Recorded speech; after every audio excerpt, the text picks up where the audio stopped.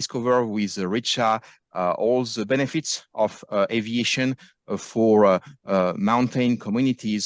And more generally speaking, smaller communities, and that's an important part of aviation. That's something that is important for us, ENAC alumni, when we are talking about with different groups about the importance of aviation for humankind and how to leverage it as part of the broader conversation on sustainability, because the human side of sustainability is of course important, and connected communities to the rest of the world is of course important, and aviation does that as well. So thank you again, Ritcha, for being with us today, and the floor is yours. Thank you, Gal. Thank you, Estel.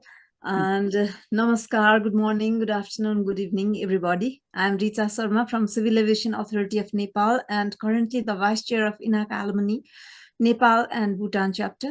And within Civil Aviation Authority of Nepal, I am looking after the Air Transport Department, which is related with the flight permission, schedules, air service agreement matters, standards and recommended practices, SARP's management, and other issues related to air transport.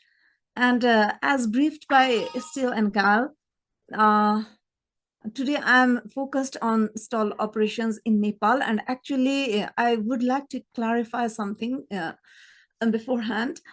We have 3 international airports in Nepal, and there are several trunk sector operations, but today's topic won't cover those trunk sector operations, and I'm focused on only the rural part of Nepal, the mountainous, the terrainous part of Nepal, and the stall operations in those parts. And today's topic has been chosen under the broader issue of serving the mountain communities in Nepal through aviation. And mountainous terrain is one of the features of Nepalese topography.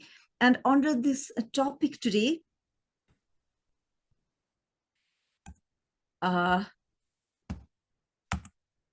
I'm covering, first I'll be talking about the background, about Nepal and her topography. Then afterwards, I'll be talking something about the modes of transportation in Nepal, which is associated with the topography again, what sort of mode of transportation we have chosen. And then afterwards, we'll discuss about aviation infrastructure, which will be covered under airports, airlines, and airspace. Then afterwards, I'll be discussing about a role of aviation industry in Nepal and the need for stall ports or altiports. And then afterwards, few things will be covered under the challenges of stall operations in Nepal. And finally, we'll be talking about safety efforts regarding stall operations. And this is the outline of what will be going on after this slide. So in background, I'll be telling in brief about about my country, Nepal. Nepal is a landlocked country, and it does not have direct access to sea.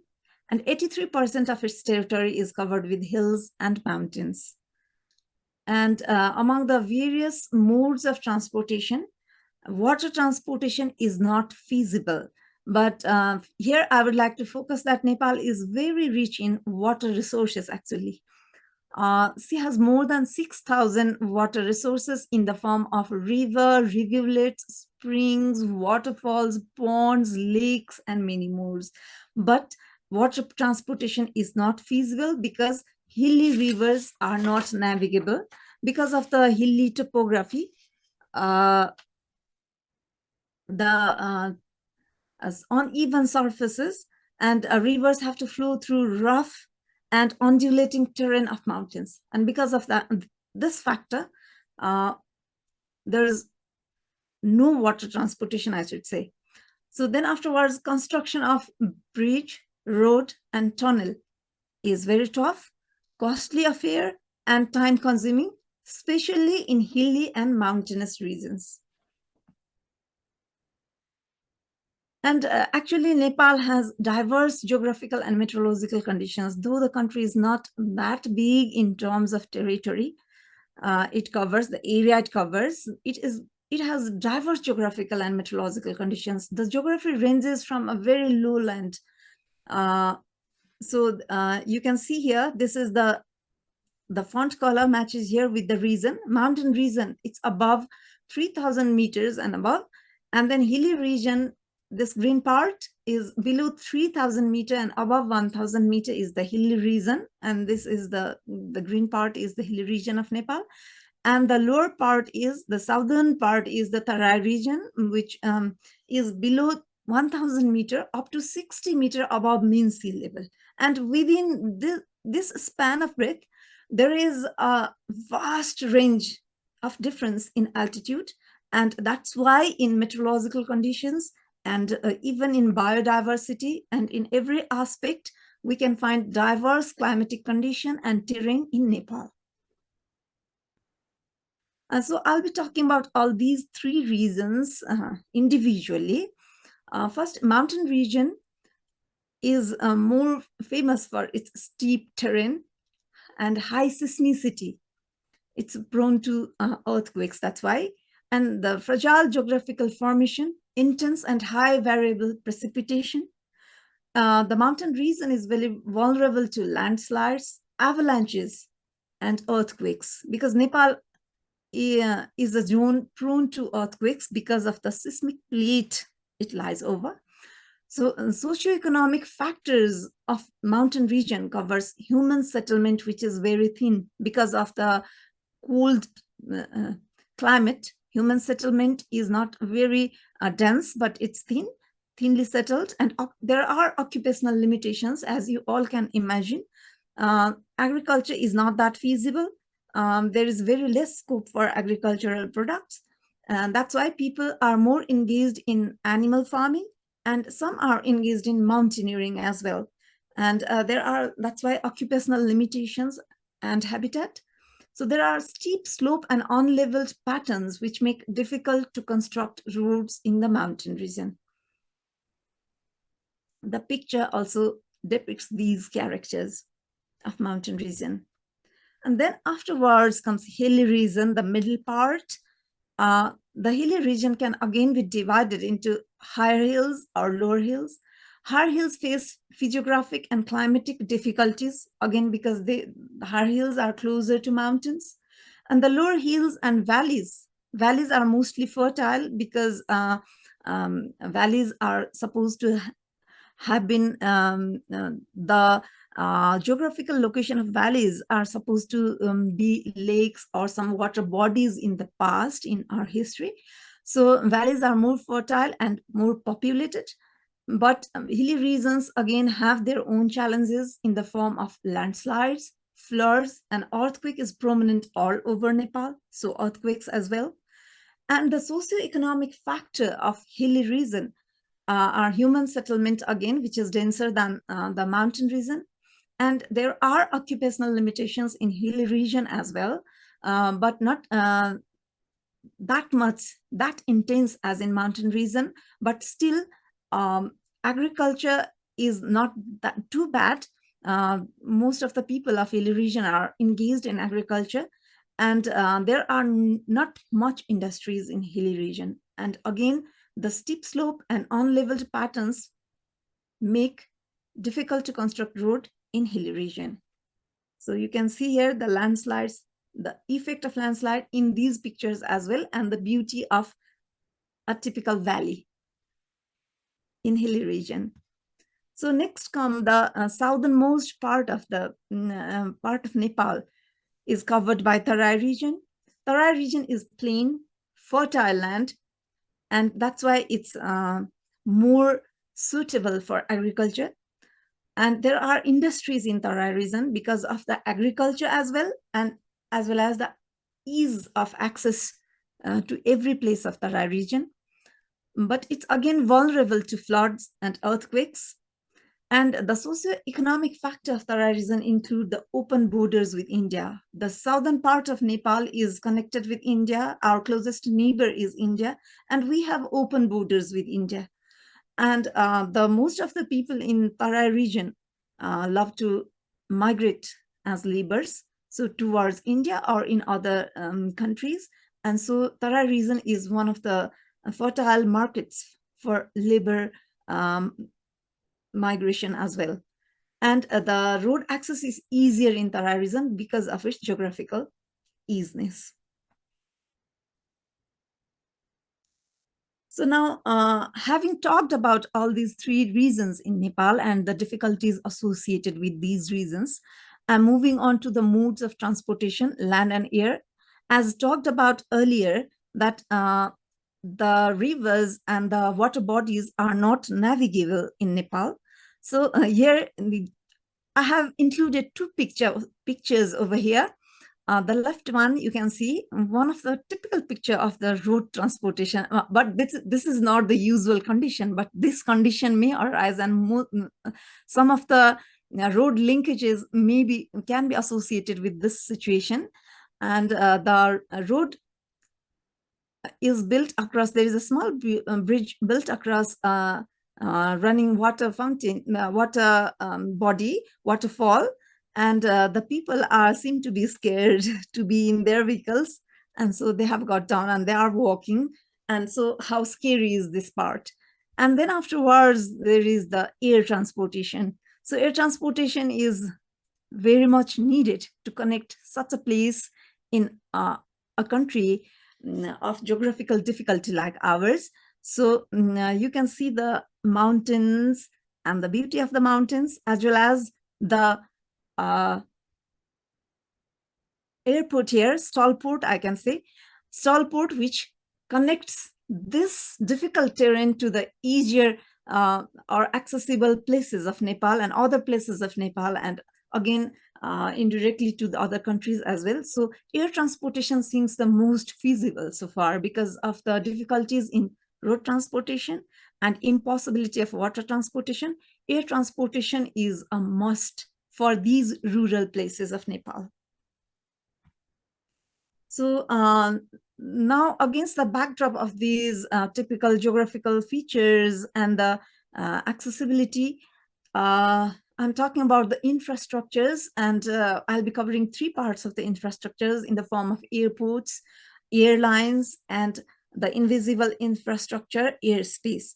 So as for the airports, Nepal is not territory-wise not a very big country. It's a small country, but nevertheless, Nepal has 53 airports. And out of 53 airports, currently 19 are not in operation because some of the airports are seasonal. Because of the climatic difference, some of the airports run in certain seasons only. And some of the airports are under maintenance or currently not in use because of different reasons. And I have included the names as well in the parenthesis. 19 are not in operation, and these are the names. Some of them are Baglung, Rukum, Darchula, Dhorpatan, and etc. So out of these airports, actually, let's talk about the airport accessibility. And Nepal is airport accessibility index is 97%. And airport accessibility, it's an important indicator which reflects the degree of difficulty that travelers have in accessing to their destinations or to certain airports. So if airport accessibility is higher, it indicates that the airport landside transportation facilities are more perfect. So looking into the fact that Nepal's airport accessibility is 97%, that means more people of Nepal can access to the airports. They have access because of the small territory and a number of airports in Nepal and the population density. These all factors are associated with this higher score of airport accessibility of Nepali people. While this airport accessibility is good, the aviation infrastructure is less than satisfactory because Nepal's aviation infrastructure score, which is given by the World Economic Forum Travel and Tourism Competitiveness 2019, that report of 2019, it says that the Nepal's aviation infrastructure score is 3.3. And comparing this to the score of other countries, the highest score is that of Spain, which is 5.4. So in comparison to the higher airport accessibility index, Nepal's aviation infrastructure has much more room and modernization. Now I'm talking about the airlines, and I'll be covering only domestic airlines because we are talking about the remote sectors of Nepal and remote airports of Nepal. So in this part, I have covered only the domestic operators. And for domestic airlines, for commercial passenger and cargo flights, there are 9 national airlines with fixed wing aircraft. And out of these 9 national airlines with fixed wing aircraft, the largest one operates about 15 aircraft, and those are ATR. And actually, these ATRs are not that suitable for operating in the remote sectors we are talking about today. There are only 4 airlines that operate to these remote sectors, and they own aircraft types that are suitable for operating to these remote sectors. And there are 12 airline companies operating helicopters, and helicopters can go to any nook and corner of the country. So one company operates both fixed wing and rotary wing aircraft. So this is the scenario of domestic airport operators, out of which 4 airline operators with limited number of fleet operate to the remote sectors of Nepal. So let's talk about another infrastructure, which is airspace, which is also an infrastructure, invisible infrastructure, I would love to call it. So with regards to airspace, Nepali airspace, or Kathmandu FIR, the airspace of Nepal, FIR is Flight Information Region. Kathmandu FIR is divided into 2 types of airspace classification. One is Class C, and another is Class G. And this is in accordance to IQ Annex 11 to the Convention of Chicago Convention. So air traffic services, this classification is based on IQ Annex 11. So Class C airspace. In Class C airspace, IFR and VFR flights both are permitted, and all flights are provided with air traffic control service. IFR flights are separated from other IFR flights and from VFR flights as well. And VFR flights are separated from IFR flights, whereas they receive traffic information in respect of other VFR flights. And this is the mechanism that works within Class C airspace. And in Nepali airspace, Class C is within controlled airspace, within airways, TMAs and control zones, control areas, terminal control areas. In these airspaces, we have Class C airspace. Whereas the remote sectors we are talking about today come under Class Z airspace, wherein IFR and VFR both flights are permitted, and both receive flight information service. That means they do not receive air traffic control service. They receive only flight information service. And Class Z airspace lies outside controlled airspace. And I have copied this information from AIP Nepal ENR 141. So the role of aviation industry in Nepal now, more or less, we are clear so far, I think. What's the role of aviation in Nepal and how crucial is the role of aviation in Nepal?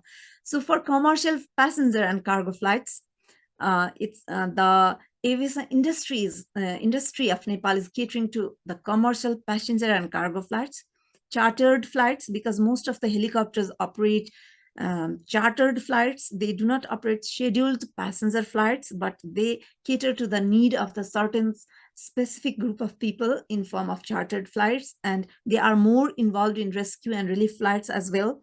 And there are flights, relief and rehabilitation flights as well. And the most necessary is the rescue flights being operated in the remote sectors of Nepal.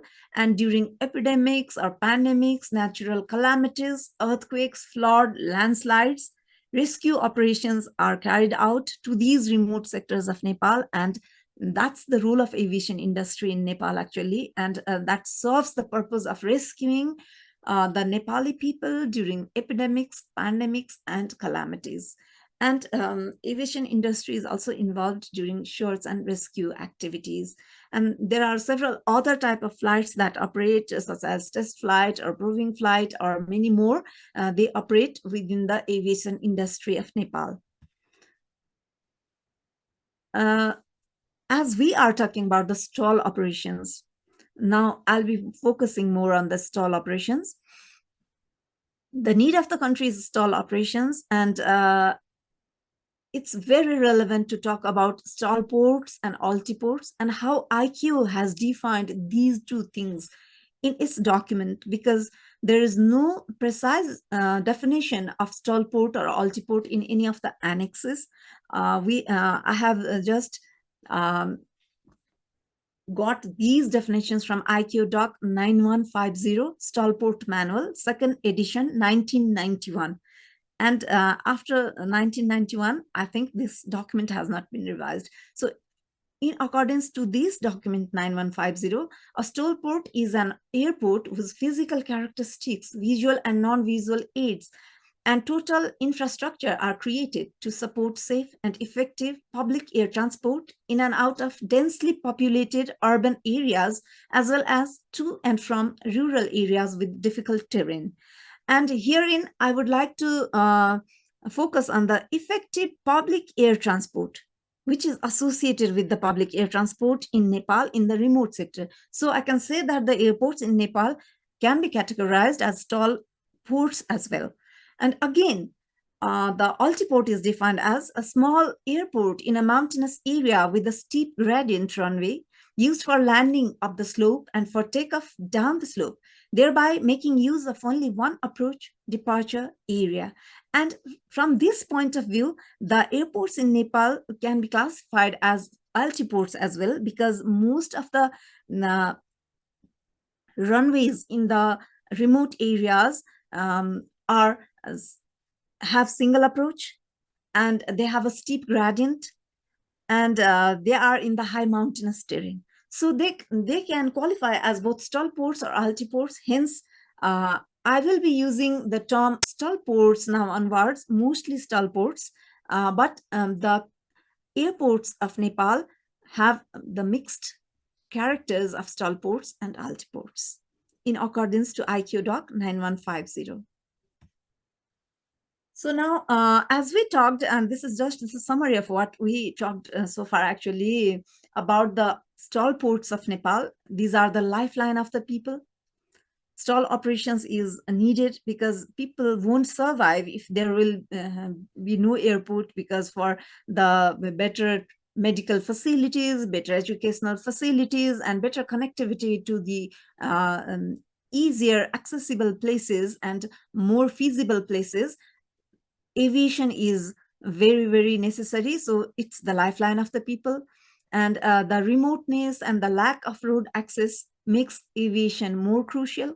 And it's a social obligation as well, because most of the airports in Nepal that are situated in the remote areas, most of the stall ports are not economically that viable, but out of social responsibility, the government, including the Civil Aviation Authority of Nepal, they accord the highest priority in operating these airports, and it's our social obligation as well to operate these airports.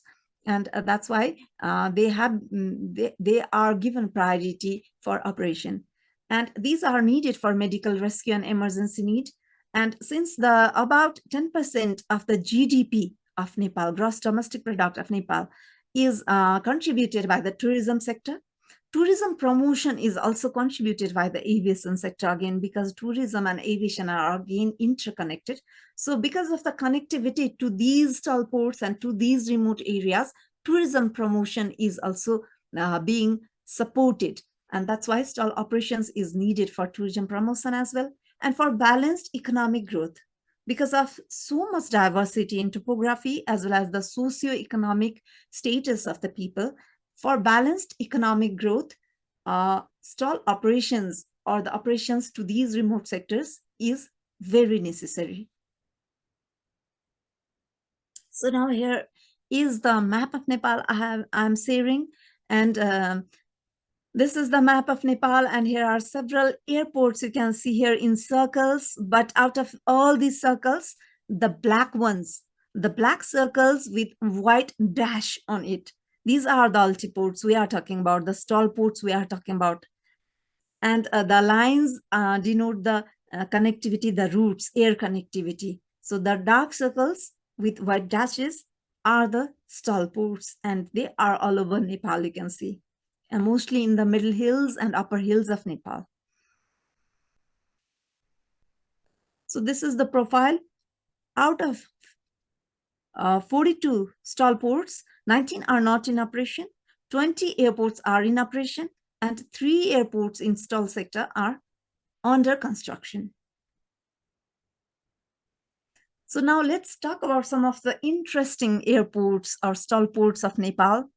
And maybe some of you have seen about these airports earlier in different media, and might have known about the challenges associated with these airports. And the number one is Lukla Airport.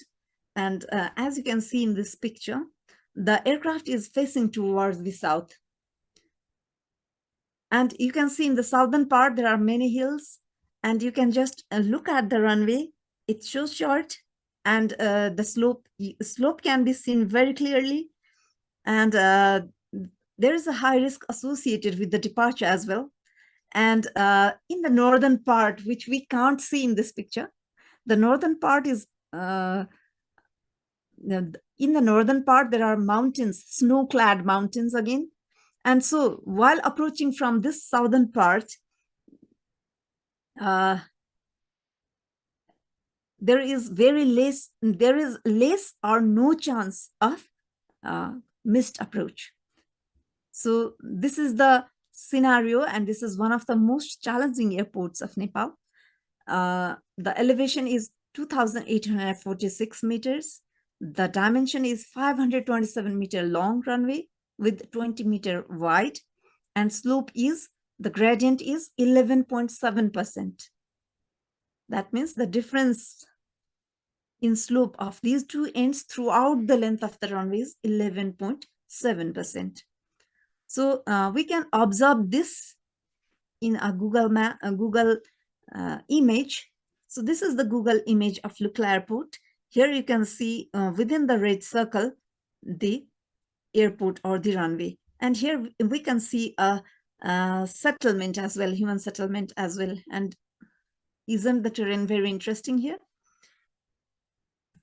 So next one is Jomsom Airport. It is in the western part of Nepal, and its elevation is 2,736 meters with dimension 810 meters and 20 meters of width. And Jomsom Airport also connects to one of the most famous religious places of Nepal, and that's why it is also one of the famous destinations, and especially Indian tourists love to visit Jomsom for traveling to Muktinath, the temple, for pilgrimage. And the Google image goes as this. Within the red circle, we can see the airport and the terrain around it. Then afterwards, let's move to Rara Airport. This is also one of the most famous airports, stall ports in the western part of Nepal, with an elevation of 2,720 meters, dimension 570 meter length and 20 meters of width, and slope of 6.5%. And Rara Airport, near the Rara Airport, there is one famous lake, Rara Lake. And this airport has been named after the same lake, and it's one of the most beautiful lakes. And we can see that in the Google image as well.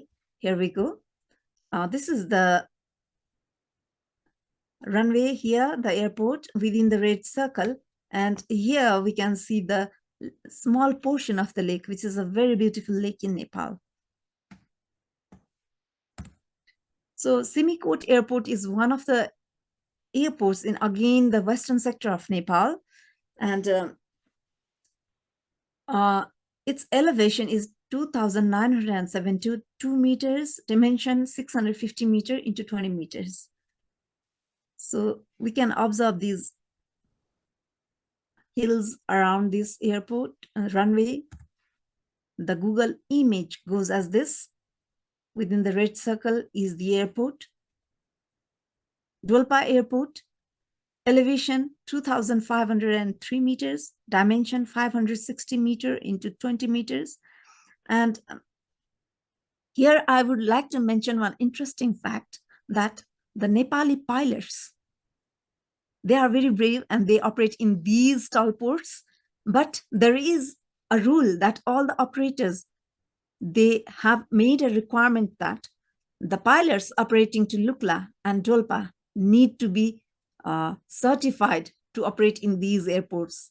They receive a special different certificate and they are Lukla rated and Dolpa rated again. For these particular two airports, they need to have certification.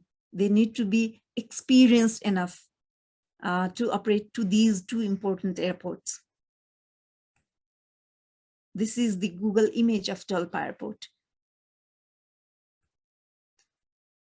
And to these stall ports, the type of aircraft that have been currently operating are twin otter, Dornier, late aircraft, and they are not pressurized. And maximum cruise altitude is 12,500 feet, normally without supplementary oxygen. So whenever they encounter an obstacle higher than 12,500 feet, they have to select to move, just move in between hills to find out suitable space in between hills and mountains and operate in accordance. So it's a very interesting situation over here. And the main challenges associated with these stall operations, as we have already gazed and already realized about these challenges, the difficult terrain, high aerodrome elevation, runway slope and length, these are the challenges. High minimum en route altitude, MEA, the minimum en route altitude is very high, and minimum obstacle clearance altitude is also very high. And the aircraft operating to these sectors are non-pressurized. That's why the third point and the fourth point, while we combine these two, and itself the combination is very challenging. And there are physiological effects. Maximum cruising altitude without supplementary oxygen is itself one of the challenges. And limitations in the use of CNS facilities, communication, navigation, surveillance facilities. That's also the challenge, because the CNS facilities need to be installed in a very high elevation. Otherwise, there will be problems related to line of sight. And there are problems associated with density, altitude, and aircraft performance considerations, wind, weather phenomenon, and thermal currents. These are the challenges, because in most of these airports, there is a time limitation for operation.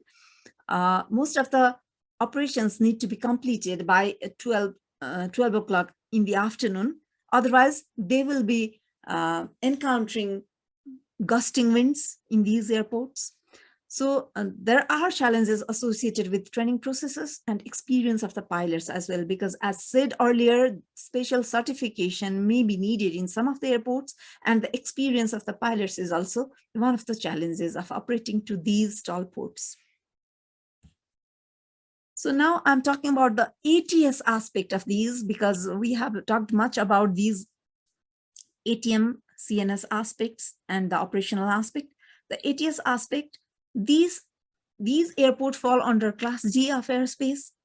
So only aerodrome flight information service is provided, and there are AFIS personnel working in the towers. They provide only flight information service and alerting service.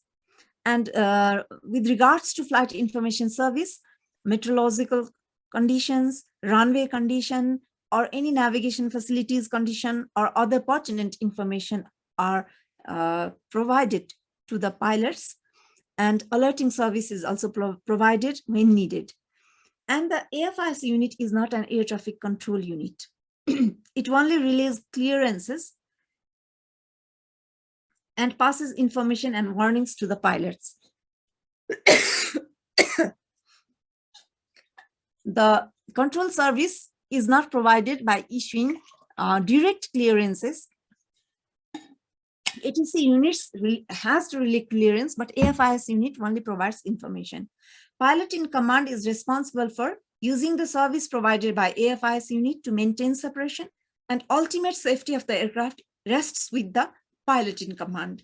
And the pilot in command has to use all the information received from the AFIS units and decide himself or herself regarding the safety of the aircraft. So this is the IQ, as per IQ mandate, IQ SARPs dictate regarding the G airspace about the ultimate safety being rested with pilot and no clearance to be issued. But because of the vulnerability of the operations to the stall ports of Nepal, Nepal has decided to be more stringent regarding this and has decided to be a bit different than the IQ mandate regarding Class C airspace. Hence, Nepal has opted that the AFIS people are capable, they are allowed to close the runway as well. They can choose for closing the runway if the parameters as mentioned in this part are not met. For example, if the ceiling is 1500 feet or more, and if this parameter is not met, runway closure, airport closure can be considered by the AFIS people. Ground visibility, 5,000 meter or more for fixed wing, 1,000 meter or more for rotor wings. Runway condition not contaminated due to rain, mud, snow, and or slush. And wind phenomenon, no tailwind exceeding 10 knots. If these conditions are met, then the airport operates. If these conditions are not met, then the runway closure is inevitable and the AFIS personnel opt for closing the runway. And this is more than the authority of AFIS requirement as mandated by IQ SARPs.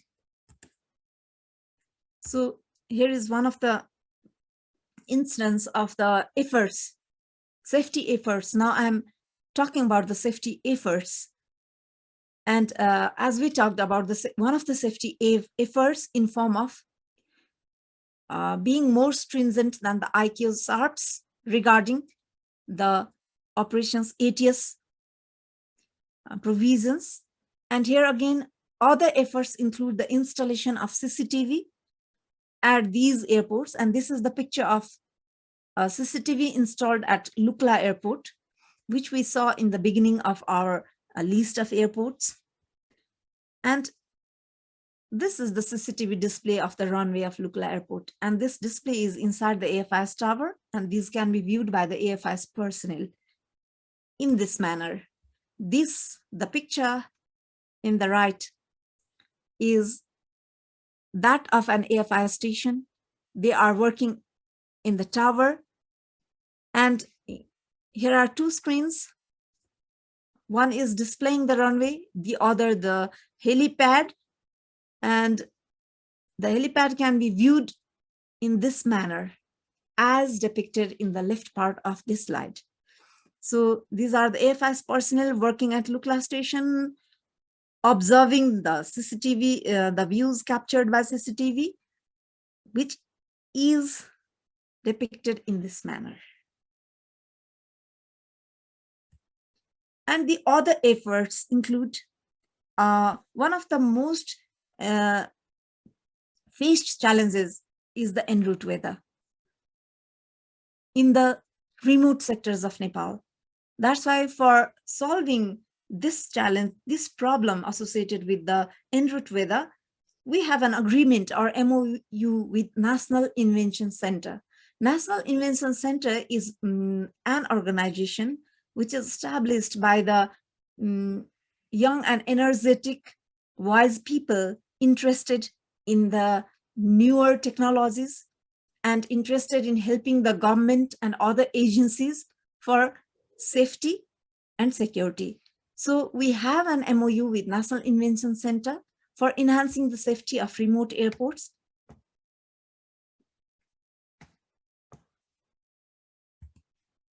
And webcams have been installed en route Pokhara to Jomsom track. There are 4 webcams installed, and the webcams installed capture the view of en route weather, and the display is here in the screen of air traffic controllers.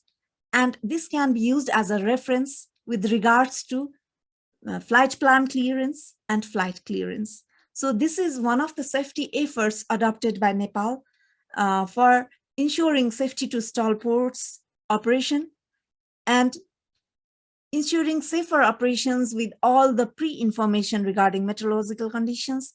And this work has been completed in one of the airports, one of the routes, but it will be adopted phase-wise in other airports as well. And we are in process of doing MOU regarding other sectors as well, other in remote sectors as well. And then afterwards, the safety efforts again. Nepal, I'm very happy to say here that we have done a lot regarding SSP, SMS implementation in Nepal, in other airports and in airlines and the 6 different categories of service providers.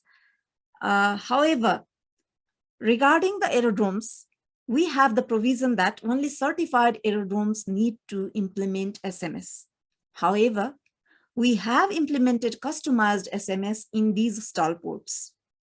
Though we are mandated to implement SMS by the certified aerodromes only, the customized SMS is implemented by the stall ports of Nepal. And how the SMS is customized, I'm talking in brief. So focal point is appointed in each of the stall ports, and the focal point collects different hazards and risks associated with the hazards is calculated, and the mitigation of those risks is carried out. So there are provisions of occurrence reporting through voluntary and mandatory reports. And safety risk assessment activities are carried out. To the right of the slide, we can see one of the examples of safety risk assessment and mitigation activities carried out, risk management activity carried out. And this is the bow tie diagram of one of the risks mitigation activities. And so we have adopted to choose for the control barriers and recovery barriers for any top event identified that's associated with the risk, which is reported through voluntary and mandatory reports. So, and these all activities are reviewed periodically. So this is the customized SMS we have adopted and implemented in the stall ports of Nepal. Other safety efforts include the study for the prospects of GPS-based ATS route networks and instrument flight procedures. And we have been studying, but high MEA is being the constraint with regards to these studies. Because of high MEA, this is not feasible. The aircraft capable to operate to those toll ports are unable to fly in the ATS routes designed here under because of the high MEA. And secondly, PBN procedure design trainings are conducted, and our human resource is being trained in institutions like ENAC, and IQ Asia Pacific also is helping us to get these trainings. So there are several people in Nepal who have received training from ENAC regarding PBN, ATM, ASBU, and implementation of PBN plans. And we have experts, our own experts for route design. So they have been designing routes, PBN and RNAV routes, and implementing in the trunk sector of Nepal, the blue lines, showing the routes connecting different airports of Nepal, these blue lines, so that the PBN implementation plan has been adopted, and these routes have been designed by our own experts. And these experts are trained in ENAC. But however, the designing of the similar route to the stall ports is being difficult because of the high MEA. Again, we have been exploring the possibilities of PBN implementation, and a minimum obstacle clearance altitude and minimum en route altitude becomes too high to implement RNP2 ATS routes for stall airfields. And conventional ATS routes are not possible because lack of ground-based navigators. There will be problems related to line of sight. And it's very difficult to install ground-based navigators for the safety of the operations in these routes. So PBN-based ATS routes seem not to be feasible with current aircraft fleet. And the current aircraft fleet includes the fleet suitable to operate to these stall ports. And here lies the main challenge. And what is our plan regarding this difficulty and how we are planning to cope up with this difficulty is that in the next step, we are planning to develop additional routes to connect to the stall ports in hilly area to the closest possible points from the critical stall airports. Though we cannot connect directly to these airports, we are planning to connect to closest possible points and then afterwards allowing for the BFR flights. In current situation, BFR navigation with all precautionary measures seem the better option. And besides these technical efforts, PBN related, ATM related, CNS, ATS and SMS related efforts of ours for ensuring the safety of operations to the stall ports, we have implemented and we have made endeavors in other sectors as well. For example, Civil Aviation Authority of Nepal has made provision of remote area aviation development fund to ensure continuous and regular service to remote airports. And in this fund, the flights operating to trunk sectors, the airlines operating to trunk sector need to make certain contribution as per the nature of their flight to this development fund, and the fund will be used for the operation of those stall ports. Again, the local governments are also in favor of these stall ports because they are the lifeline of these people. So local government also provide financial support to the airlines during the initial days of the operations to remote sectors. For example, if an airline opts to operate to an airport A, and if it's not certain that the occupancy will be 100%, then the local government commits to fulfill or replenish the amount that may be deficient to those airlines because of the seats or because of the lack of passengers. So in the initial days of operations, the local government provide financial support to the airlines and thus promote the operation to these stall ports. And there are vigorous efforts on part of Civil Aviation Authority of Nepal and the government of Nepal for the upgradation of these stall airports with regards to infrastructure, because earlier there used to be grass runways, unpaved runways, but now much more focus is being provided for the upgradation of these stall airports with regards to infrastructure, as well as human resources.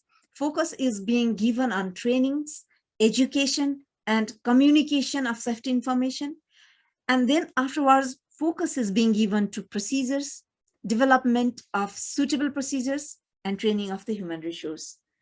And highest priority is accorded to rescue and relief flights. Highest to rescue and relief flights because every life is very precious. And priority is accorded to flights to remote sectors. And in conclusion, what we can say is that regarding our current situation, our efforts and our challenges, in conclusion, we can say that stall airports in the remote areas of Nepal are the lifeline of the people of Nepal, especially in the Western hills and mountains. There are several challenges associated with the stall operations of Nepal. And those challenges include terrain, elevation, or meteorological conditions, pilot experience, limitations regarding CNS facilities, and other infrastructures. Efforts are being made for the safety of stall airport operations through better infrastructures, improved CNS ATM systems, and customized safety management systems. Focus is also being provided to training of human resources. For safety enhancement, provisions that are more stringent than the SARPs applicable for the airspace classification have been adopted, and government has policy of providing financial support to the operations to stall airports. So I conclude my statement here and my presentation here, and I thank you all for bearing with me. Thank you. Wow, thank you, Ritcha. What a presentation. Thank you so much for this virtual journey throughout Nepal. Never had a chance to visit your country, but definitely it's on my list. Not just for visiting altiports, of course, there are incredible opportunities for trekking and more. Again, great presentation. I love in particular your vision of operational safety, your cost-efficient approach of advancing safety standards and practices at your airports, and also that idea of a scalable SMS for non-certified airports. I think that's one of the next steps when it comes to systematic safety through SMS implementation. I'm going to preempt the first question. If you don't mind, I'm going to put my hat of airport engineer here. Altiports, kind of by definition, they are typical facilities, right? Of course, the longitudinal slope of the runway is completely non-standard. And even other items are difficult to make standard, thinking about, for instance, the transverse slope of the runway strip and all these kind of things. So at the end of the day, you have a facility that is definitely atypical and non-compliant if you consider the standards for traditional airports, let's say. My questions for you is, how do you approach design and certification of these facilities? Do you have national standards? What do you rely on? Because practically speaking, if you look at ICAO, for instance, they do have standards and recommendations for stall ports, but not necessarily for altiports. So how do you handle that aspect of altiport design and certification? Okay, thank you very much. A very nice question.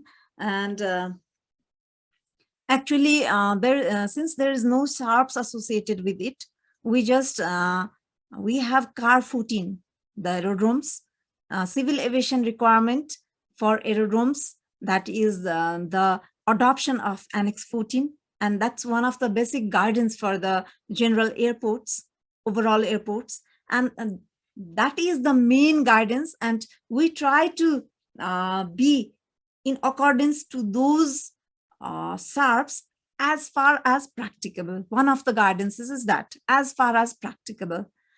However, there is stall port manual. Stall port manual is also that is one of the guidances adopted by the engineers. We have our aerodrome engineering department, which works together with other departments, associated departments, for example, air traffic management department, CNS department, and all those departments. And the guidance is the stall port manual itself. And Nepal has regulations, different particular regulation typically for the certification of aerodromes only. And there is a different that falls under CE1. CE1 is the primary aviation legislation under the USUP framework of IQ. International Civil Aviation Organization's USUP CMA program tests a country's oversight capabilities in 8 different areas, and one of those is legislation. And under legislation, they just review the primary aviation legislation, and one of our primary aviation legislation is related to aerodromes only. Thank you. No, thank you. And I was thinking, since we are developing our research and technical roadmaps at ENAC Alumni for the coming months, do you think there is an interest and a need for instance, a technical workshop, virtual workshop that will bring together people from different parts of the world operating LT-ports and certifying LT-ports, not only Nepal, but Pacific Islands, the Alps, the Andes, and so on, to kind of brainstorm to not to develop standards that's beyond our scope, of course, but kind of developing a guidance document with good resources from different parts of the world, different good practices that can help, with that process. Because again, there is no ICAO or others guidance or standards documents, specifically on LT-port. So do you think that will be helpful to have such a technical workshop on LT-port planning and design? Yeah, of course. And that's very important also, I think, because best practices is very important in aviation fraternity. We have been adopting best practices in many of our fields, many of the sectors of aviation, and maybe we are lacking to review those best practices with regards to the LT-ports. What are being done in the rest part of the world who are facing a similar situation or more difficult situation. So that would be an asset. If we could arrange such interaction, that would be very, very beneficial, in my opinion. Excellent.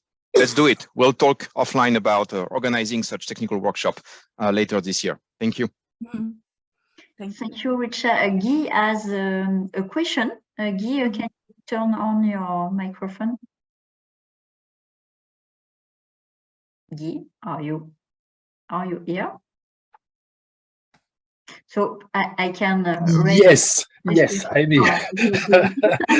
I wrote my question. I wanted to thanks a lot, Ritcha, for this journey. It was a really 1 hour traveling holiday in Nepal.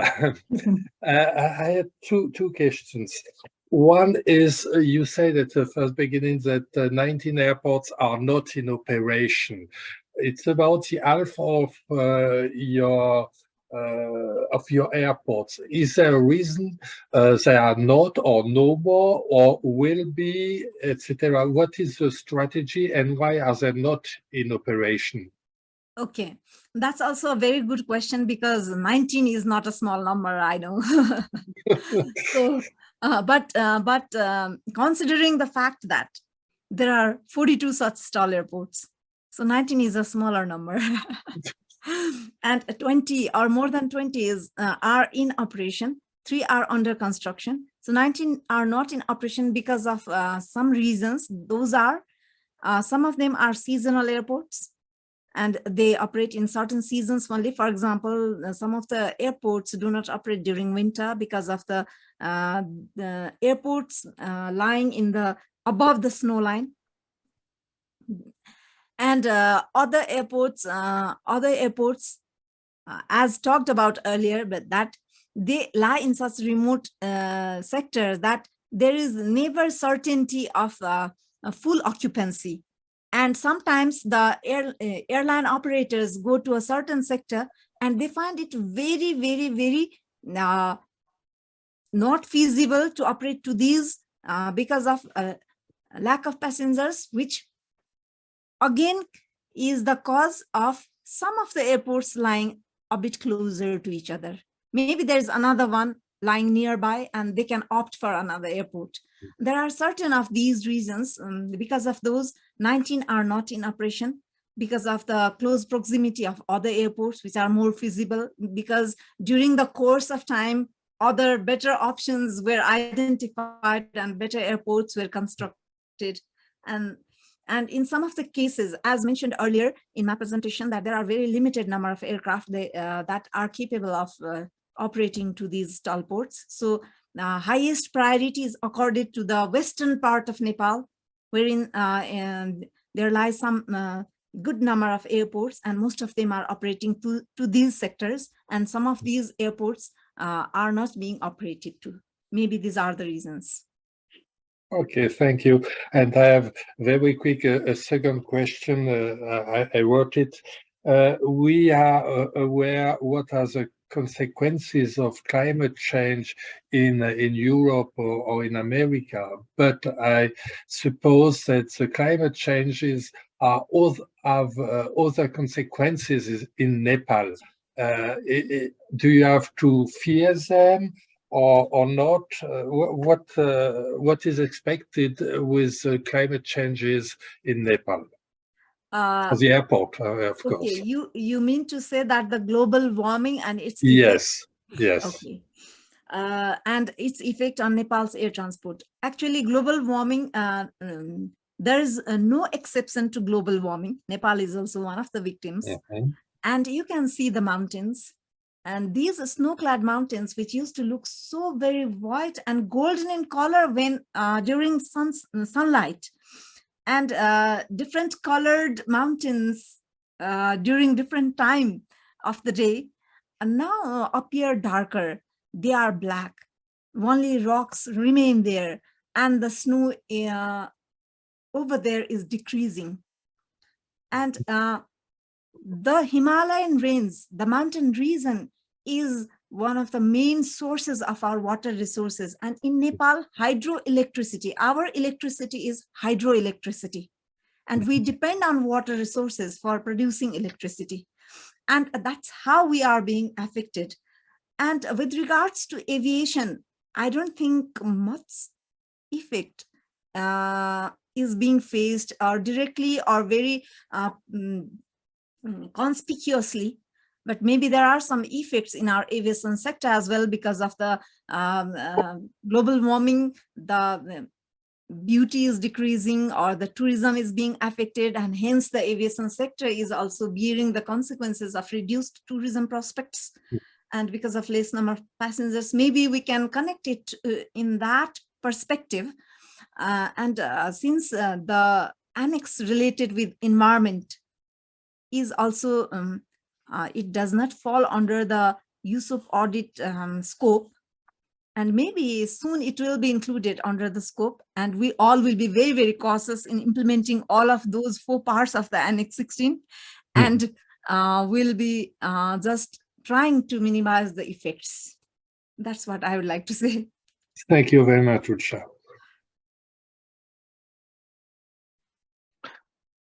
Very good question from Guy, as always, on global warming. And actually, I have a follow-up question, because we see all around the world an impact of climate change and especially global warming on pavement life cycles.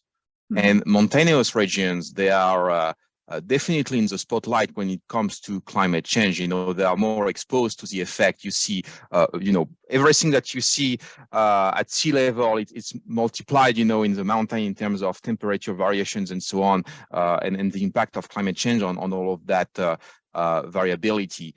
My question is, have you observed on your runways and taxiways, you know, early aging phenomenon, damages that before you will not see appearing as quickly as today? You know, have you seen this kind of impact on your aviation pavements that we may link to climate change?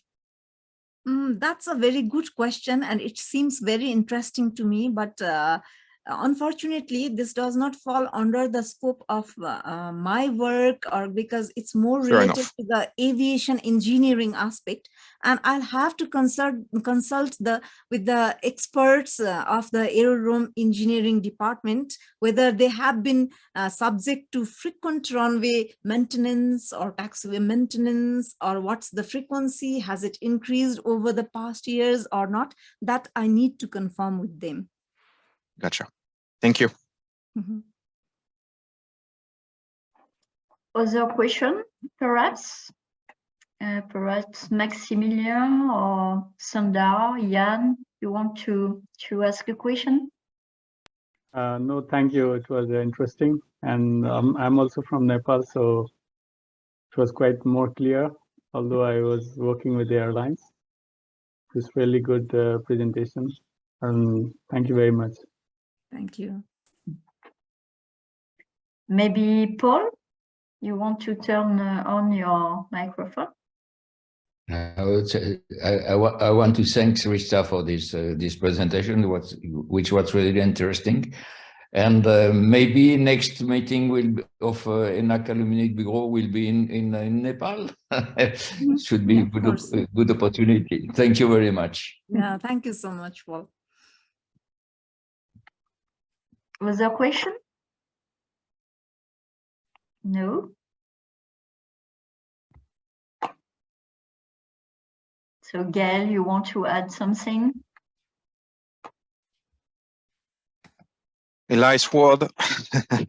Thank you everyone for being with us today or for watching this video. Thank you so much, Ritcha, for this great presentation. And as you heard, everyone, there will be a follow-up. We're going to chat offline about a technical workshop on Altiport planning and design in order to bring the broader Altiport community around the virtual table in order to draft a good guidance document.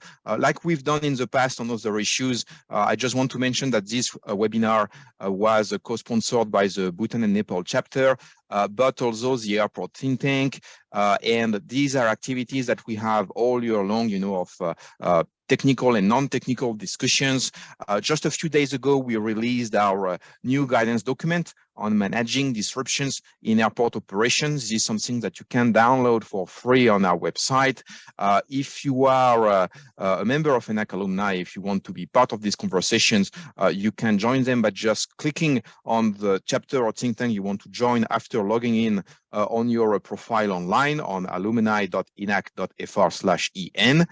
And if you are not an alumnus or an alumna of ENAC, that's very fine, because our all of these activities are open also to non-members. So if you just want to join these conversations, you know, and contribute to the advancements of aviation through the kind of work, activities, programs that we do, just send us an email and we will be very glad to include you in these conversations. Again, thank you for being with us today or for watching us. Take care and see you soon for another great ENAC Alumni webinar. Thank you, everyone. Thank you. Merci. Au revoir Thank tout you, le monde. everyone. Bye-bye. Bye-bye. Bye. Good day. Bye.